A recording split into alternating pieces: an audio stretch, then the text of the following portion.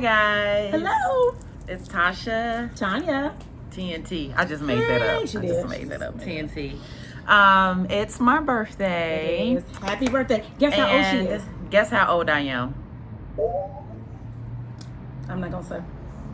I want to know what y'all guess. But no, I am 49. My last year in my 40s, and I am claiming and declaring that it's going to be the best year of my 40s.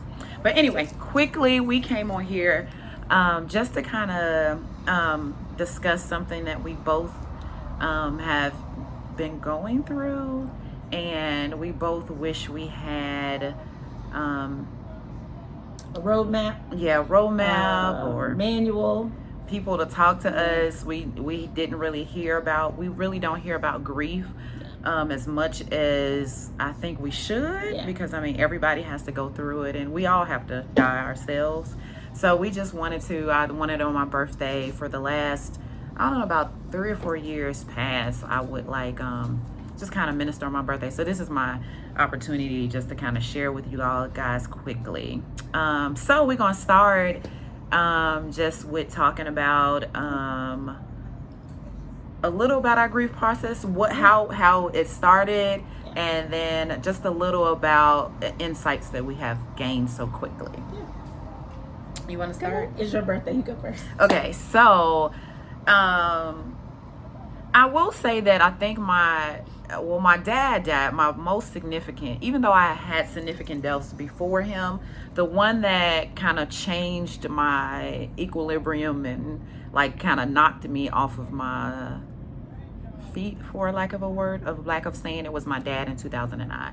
But however, I still had my mom, and it was manageable. After a couple years, I kind of got back on track, and it wasn't overwhelming.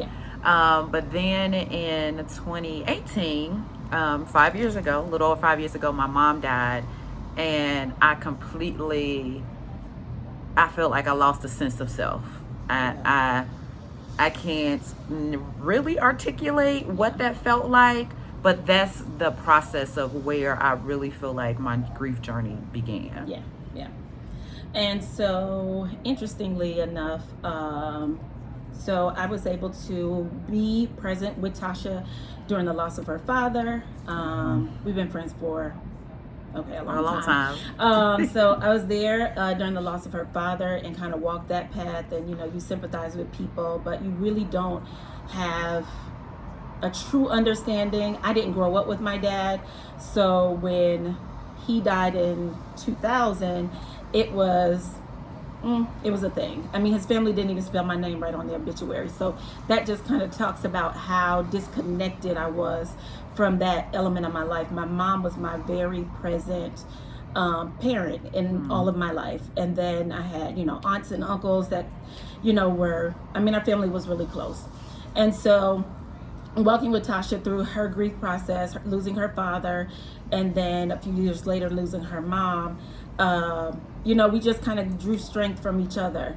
And then the unthinkable happened in my life. Suddenly, without warning, my mom died in 21. And I will agree completely with Tasha. It's hard to give real words to what that felt like. I'm the oldest of my mom's children, so I was there at the hospital. I was the person that the doctor said, we need your permission to do this thing. And immediately I went into busy work mode. Like, I've got to do the work of planning a funeral and notifying all the family and doing all of this thing without a manual, without a script. And so as the oldest daughter and the boss on most occasions, I remember just being in work busy mode. I cried at the hospital until my baby sister got there, and immediately it was about like, who do you notify? I don't even remember telling Tasha or calling her. I don't know how she knew, but she and another friend of ours were the first people to be in Atlanta with me. So it's interesting when she said that she went into work mode, because that's kind of what I did. For both of my parents, I was the sibling or the child of theirs that kind of like took over and planned. And so I went straight into, I don't even remember crying much at the beginning. I don't know, it was almost like I had no room to express those emotions. Absolutely. So I was dead into let's planning what do need to happen, making sure my siblings had what they need, making sure everything was going. And that kind of stuck with me for a minute. It was a minute before I allowed myself. I think I was scared to feel it. Like I felt like I would break. Like there were moments, and then when I did allow myself to start feeling the emotions, weeks later, even maybe a month later, like, Tanya, I broke. Like, I cannot explain the depth of the pain that it is when you lose. Particularly, we're talking about parents, but it could be, it could happen with anyone, right? But the one with the parents, of course, is more significant, I believe, for people. So that's the journey we've been on. I feel blessed, though.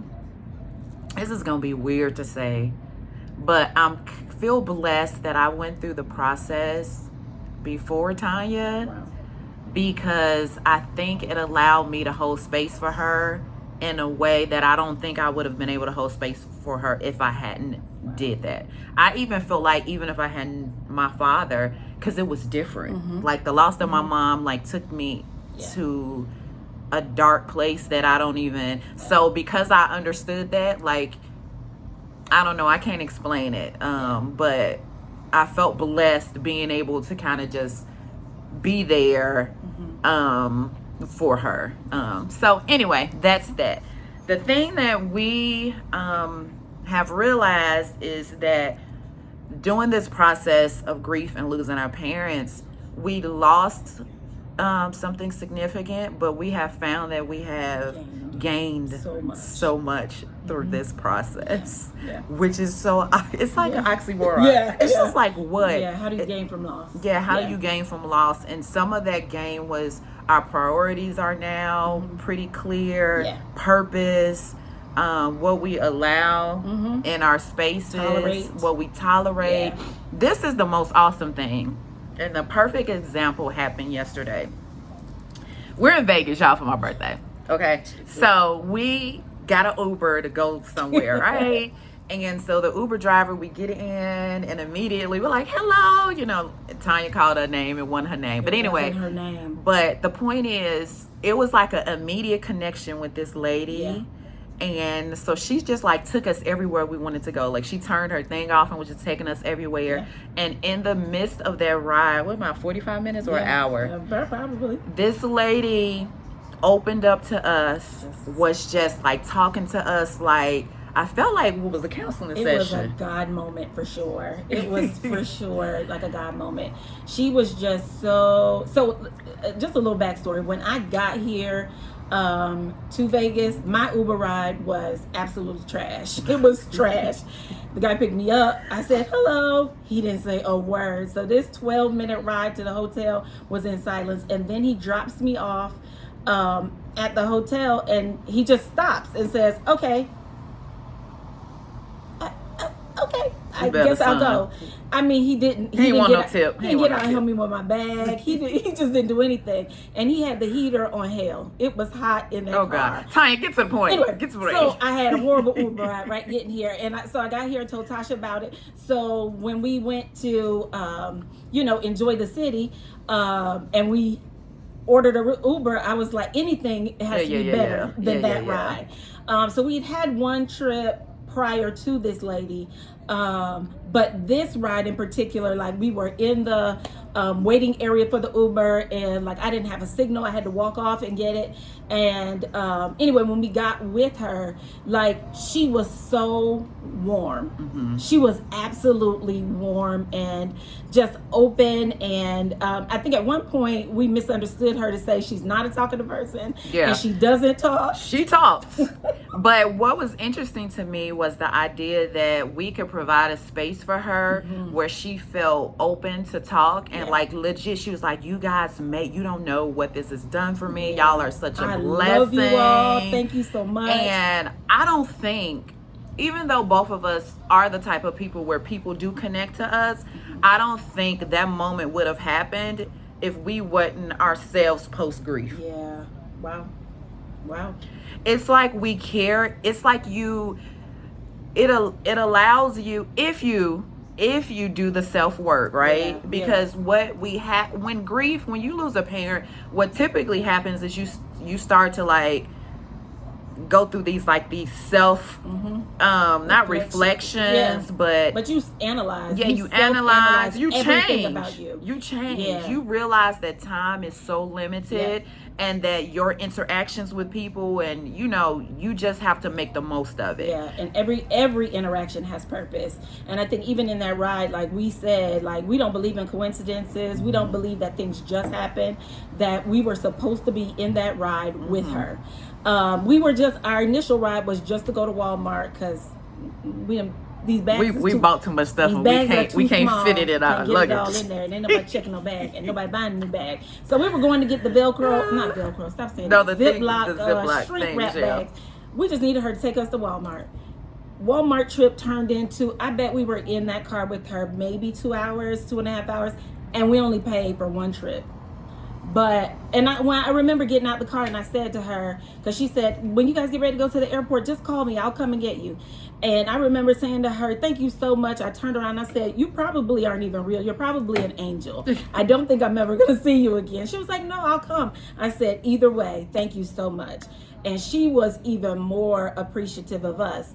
But it's those moments like where your pain, and this is one of the things that I've heard since the day my mom passed away. I was standing in the hospital, and I heard God clearly say there's purpose for your pain. I've not been able to flesh that out. It's not been all sunshine and roses. And if I could just put a disclaimer in, we're not at all saying that we're on the other side of the grief process, we're not saying or that we've made it through. As a matter of fact, if some of y'all gonna recognize my face and my voice, like, oh, she does exist, because I don't do these lives. I don't talk very much. Like, I've become a very introverted person. Ooh, Tanya, say that. I have. Like, I think your level of, especially with moms, there's a connection between mother and daughter that I believe is divine.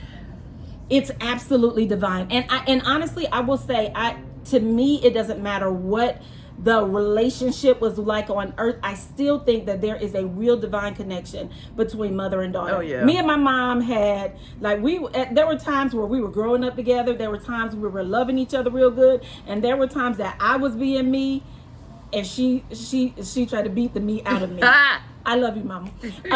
But like, to know that the person that gave you life, that, like, you almost start to count their days. You almost start, like, I remember saying to Tasha, like, there are days where I think, like, it's been this long since I've heard my mom's voice. Yeah. And I try to sit in myself and have conversations and rehearse, so I don't ever forget the who of what she is or who she was to me.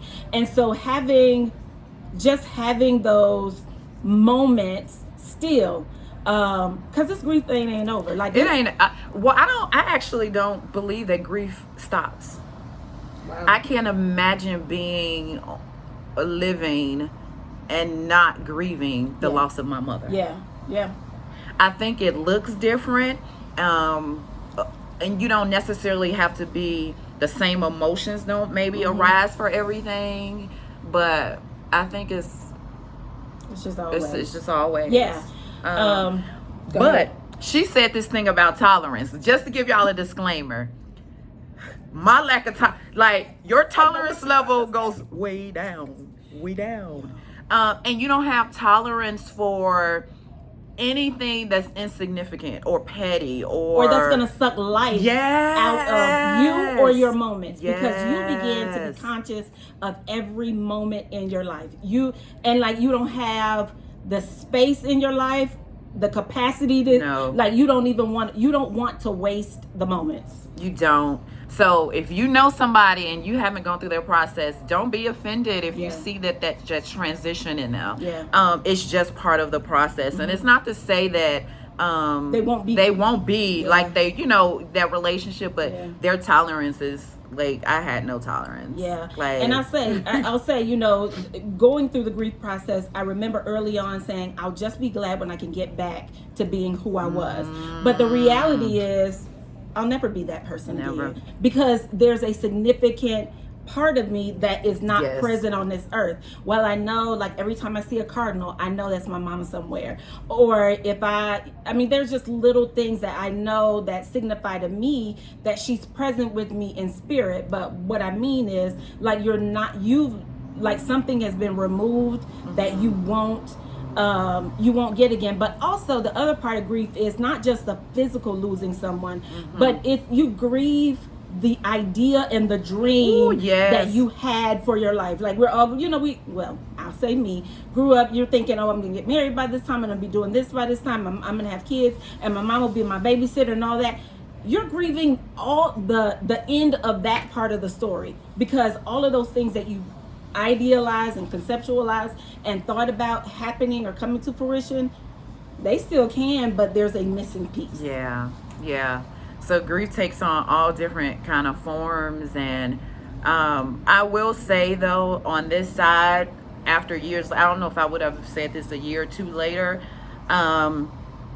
there is a way that God uses this process to make you better.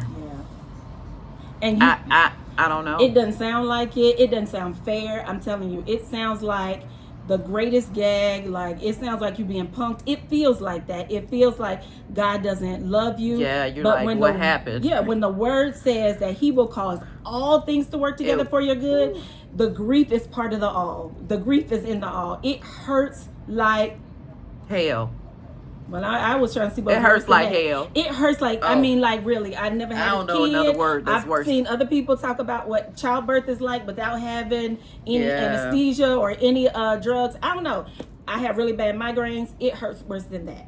Like, there were times where I'd rather have a migraine than for my heart to literally feel like it's been ripped out. Like, I cannot see tomorrow. Like, all I can be is in this moment.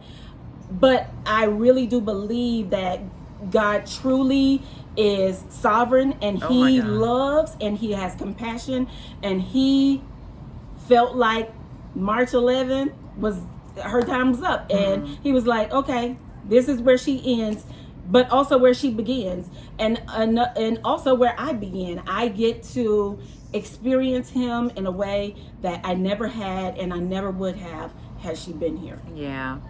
So we're not going to do this long, but what we will do is we are committing to monthly getting together, and we'll do like a video. Tanya, you know, look, so y'all, I'm 49. I told Tanya, you know how people be like, oh, the big 50, it's going to, okay, I can move towards big 50, but part of what I have learned through this process, that time is not guaranteed. I have to live in the moment, in the now, and I have not done that. I don't think I've known, I didn't know how to do that. I was either living in the past or I was living in the future, but living in the moment. And so for this year, I'm trying to go on a trip every month. You said every month.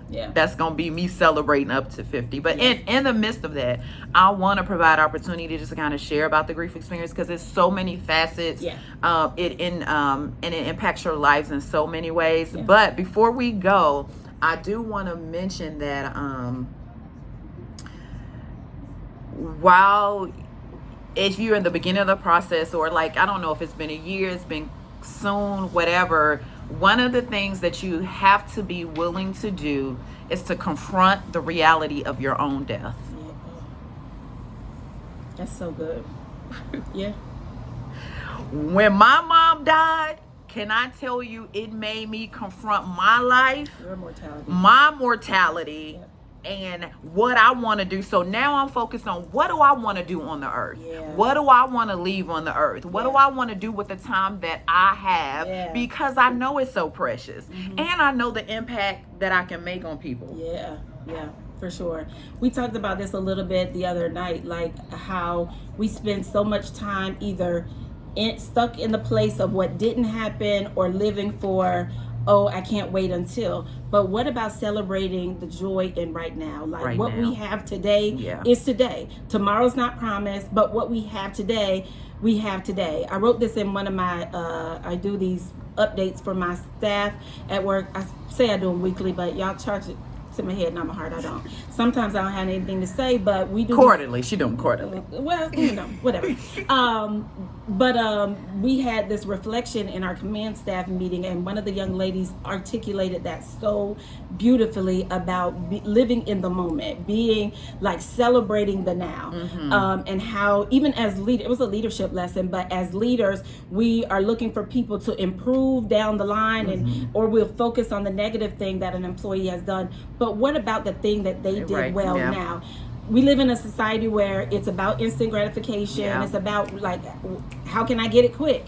And so I think just tying that over into life process and the grief process, I think it's ever so important that we celebrate every moment and not shoulda, coulda, woulda, or I can't wait until when. Because what if when doesn't happen? What you know, the song, what if tomorrow never comes? What are you doing with today? I think I've lived so long not doing things, outside of my comfort zone because I'm waiting for somebody to do it with. Honey, I take myself to dinner. Look. I go sit in a restaurant by myself, and I'm not talking about just, fast food, no. How many? Table for one, please. I go and I sit. And if somebody talks to me, I'll talk to them. If not, I'm going to be on my phone and do the thing. But I'm worthy of being celebrated. And if nobody else is going to celebrate me, then I'm going to celebrate me. I feel like that is one of the ways that I am facing the grief and living beyond it. Sometimes it's an exercise. Sometimes I just don't feel like it. There are weekends I don't feel like getting out of bed, so I don't get out of bed. That's gonna be another video. We'll talk because I'm telling you, when I say that the process is it. Even the stages, you can read and the state five stages of grief. You may go through stages, you may go through all, but it's not like, oh, I've had the stage of acceptance, so now I'm done with it. No, like I am 5 years in, and I still sometimes have moments where I can't believe she's not here. I remember one day I had gone to a meeting a few months ago. I had gone to a meeting, and I got out of the meeting, went to my car, and immediately I said, oh, I need to call my mama. And I was like, oh, I can't. I called Tasha, and I was like, it just happened to me. I know in my head, I know she's gone. But I grabbed my phone to call her. And I think I did dial the number. I was hoping my sister hadn't gotten her phone turned off yet. And I was like, oh, I hope she doesn't call me. But I was like, oh my God. And my mom passed away on a Thursday. It was a Thursday. And just without even thinking about it, here I am all over again. Because it's our nature. I'm right back at the beginning stage. Like I was a blubber miss. I was like, and so it helps to have somebody that either has walked it or is walking it. I mean, there are other people that are in the support struggle as well. And it ain't struggle love, it's real. But shout out. They are like, it's interesting, like you create, or this community of love and support just rallies around, and we do it for each other. We do it. You have to. Well, I mean, it ain't even have to. You want to. You do. You want to, because first of all, you know what it feels like, and you know what that moment would do for you. And so we're great. Like we're grateful, and God has been blessed us so much, where we can have, and I guess you ain't want to say her name, so we ain't gonna say her name, but we appreciate our other support. You want to? Malika, we appreciate you. Love you. Christy, we appreciate you. Lord. It just matters. Go ahead. It just matters when you have people who are not trying to fix it, and who are not. they're just holding space. Yeah. They're just saying we can make it. Yeah. And you have permission to feel whatever you feel when you feel it, because when you are the type A or the oldest child, or you're the busy worker, oftentimes, so I go back to the time of planning my mom's funeral. It was everybody had an expectation of me. Oh my God! Like, you're gonna do the thing. Yes. And I remember saying the night before the wedding, my mom's siblings were there, my cousins, extended family was there, and I said, listen, I'm telling y'all this now. I have done everything that I'm gonna do as Tanya, the busy person.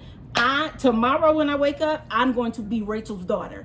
I'm going to be her grieving daughter that is at the funeral. Don't ask me if it ain't done. I don't care. Y'all do it, handle it, do whatever, but don't ask me to do anything. I need to be her grieving daughter. Yeah. That's what I need to be. I can't help nobody else do nothing. We've already found what everybody gonna wear. Everybody's in place. If they're not in place, then they're not supposed to be in place. And so it's just beautiful to have people in your life without season that just allow you to feel and allow you to have those moments, allow you to have a week, allow you to break down and they're not uncomfortable.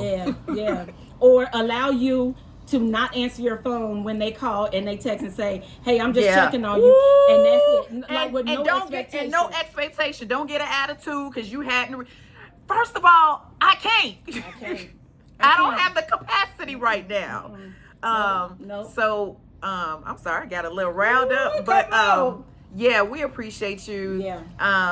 Just wanted to do a quick video. We'll be continuing we're doing this every month, this conversation. If it's not every month, we're gonna do it again. We'll do it again. We believe that's helpful for us. It was helpful for us, and even now when I see stuff and people talking, it even helps to normalize it because I legit felt like I was losing my mind. Listen, and me too. And we grew up in Black culture that says what happens in this house stays in this house, and so there's some of that that's tied to this thing, like we're gonna pray about it and let Jesus take it away. No, Jesus even cried when his friend died. Or we believe that just because we have faith and we have word and scriptures right there, that is going like that takes away it excludes us from the process. No, it does not. Being not. a Christian, I love the Lord. Fire baptized, speaking in tongues, and I still feel like this some bull. This some bull. I was a Christian and I dealt with depression behind this. How about that? And let's just throw this in. Therapy works. Therapy. We do and have done. Therapy works. Girl, it does. I'm a shout on that. Go talk to somebody. Therapy. Take a pill if you need to. Talk to somebody. You cannot leave this stuff bottled in. Cannot. Pressure bust pipes. Don't spontaneously combust, because you won't go and talk to somebody. You can pray, but also seek out help. Say that. Seek out help. Talk to somebody. Believe me, if you do not process those emotions, they are going to take a toll on your body and your mind. And they will manifest spirit. In other areas. You'll find yourself being mad, mean, angry, depressed. Depressed to the place where you can't function. Yeah. The devil is a lie. Go get some help. Go get some help. But anyway, we're ending. I want to thank my friend Tanya for coming. She came to Vegas to spend my birthday with me, and just honor. being one of those people who is not even, oh, will she be there? I know she'll show up. And I don't mean physically. Yeah, I get it. So I just appreciate you. I appreciate just wanted to tell you that. Happy birthday. Happy birthday. She's riding this thing for 5 months by herself. I'll be with her in 5 months. Did y'all guess 49? She's 49. 49. So 45. she about to be 49 soon. So she coming behind. Oh, okay. 5 months and 4 days. She likes to act 3 like days. she's so much younger than me. She's right behind me. I'm younger. So anyway, we appreciate you. Yeah, we love you. We love you. Hope this helps someone. And if you're going through the process, you're not alone. You're not alone. We're sending you good thoughts, energy, vibes. Yeah. And we love you. Love you. All right. Bye, guys. Bye.